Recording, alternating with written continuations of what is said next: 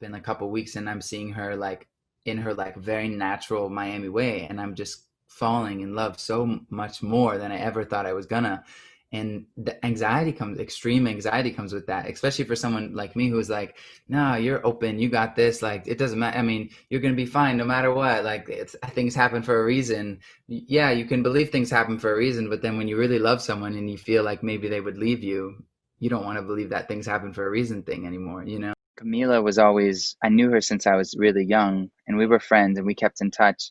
She always seemed to have this other layer of care for me that I didn't find in anyone else really. And there's a part of Camila that, like, you would never know that I get to see every day, which is this super special, candid part. And that's what I talk about in the film, where I say it's like you try to take a photo of the moon or the stars with your iPhone, and you look at your phone, and it doesn't do it justice. And I think that it's because you're not supposed to take photos of it. You're supposed to just look at it, and you're supposed to just experience it. And that's how I feel about my relationship with her. And so I get to kind of have that selfishly. Interesting, because when your girlfriend is an insanely talented, real musician who writes her own music, it's scary to write an album. I think something that I learned, you know, especially as a guy who would preach that he was vulnerable. I'm a guy, and I cry and I experience anxiety and I'm vulnerable. I promise I'll talk to you about all my feelings.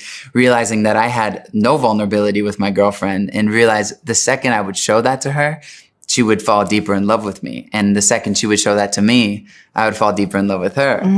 Like, that's the most attractive, beautiful thing in the world. That there's very few people in life that get to know you as well as your person knows you. And if you want your music to represent the most honest you, then it kind of has to be aligned with how your person sees you. And so, like, people have this idea that you were like this like stud, this guy that like anybody you wanted you could have. Meanwhile, your gaze was fixed very squarely on this woman who was also looking at you. I know. Um, it's also being 18 years old, you know? Like, I think it takes a lot of courage to tell the woman that you love her. And I mean, I had 5 years of fear of getting rejected by her Yeah. that just stopped me from doing it every time.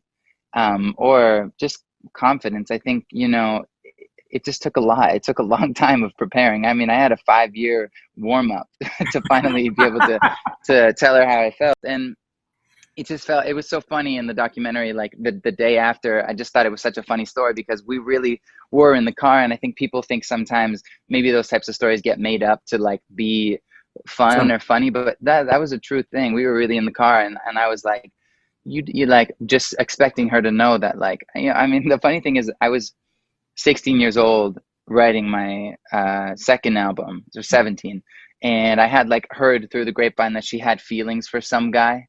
And like, I'm talking like feelings, like they're not a thing, they don't hang out, there's Right. nothing going on.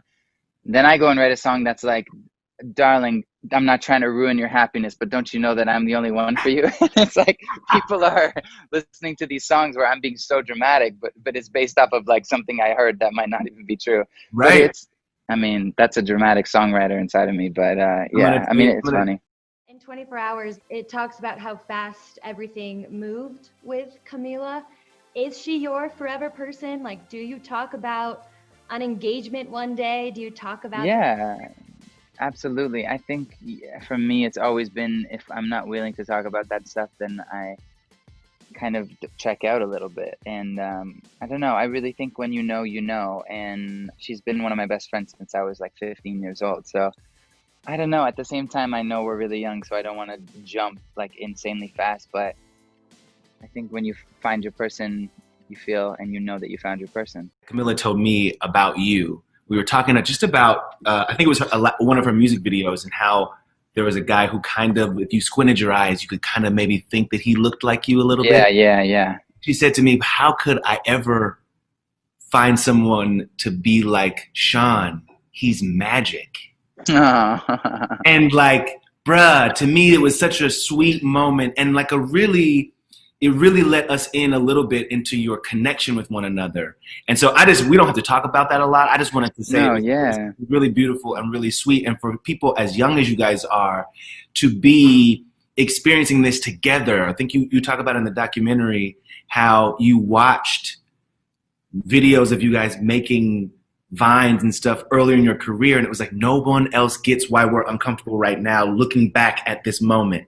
Right, going back. That was actually a part that I was confused if people were going to understand that, because like, you know, like I watch, no one gets interviewed at 15 years old, Right. like 50 times and then gets to watch it back 6 years later. But like, I watch back that 15-year-old kid who is like so scared and so unsure of this world he's about to step into, and just trying to be strong. And I'm just like, I just want to give that guy a hug. And it really evokes some emotion. And she feels, and she, same thing when she was in Fifth Harmony, she watches back those videos of her and she's like, oh, wow, I love that girl. You know, we like often send love to the younger version of ourselves, because we were trying so hard back then. Not that we haven't stopped trying so hard, but yeah, you know. Were friends and had worked together for years. You know, there was a long time before this became a relationship. Do you remember the moment or the night or the day or the second when it went from being friends to, okay, we want to try to do this? I absolutely do. I remember, and I was in, I think I was just bugging her for a long time about how I felt about her. And I think I don't remember. I think I was in Calgary or Edmonton, Canada, and I was at dinner with two of my friends, and I read, she texted me basically being like, okay, fine, I like you. Okay, fine. This is a thing. And okay, fine. I have the text. I screenshotted the text message. I was like, finally, she caved. It was so great.